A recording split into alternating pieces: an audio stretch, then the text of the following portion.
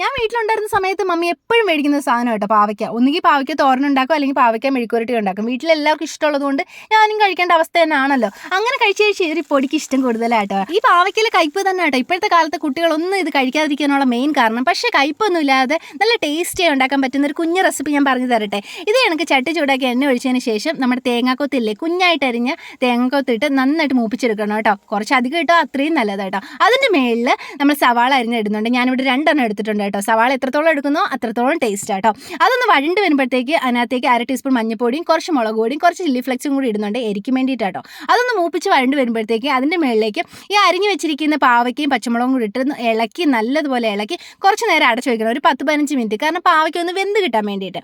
എന്നിട്ട് ഇത് തുറന്ന് വെച്ചിട്ട് ഒരു അരമണിക്കൂർ ഇളക്കി ഇളക്കി ഇളക്കി കുറേശ്ശെ എണ്ണ ഒഴിച്ച് ഇത് കണക്ക് നല്ല മുരുമൊരാന്ന് എടുക്കണം കേട്ടോ. സംഭവം അടിപൊളിയാണ്, നല്ല ക്രിസ്പിയാണ്, നല്ല ടേസ്റ്റ് ആട്ടോ. അപ്പോൾ ട്രൈ ചെയ്യാൻ ആരും മറക്കല്ലേ.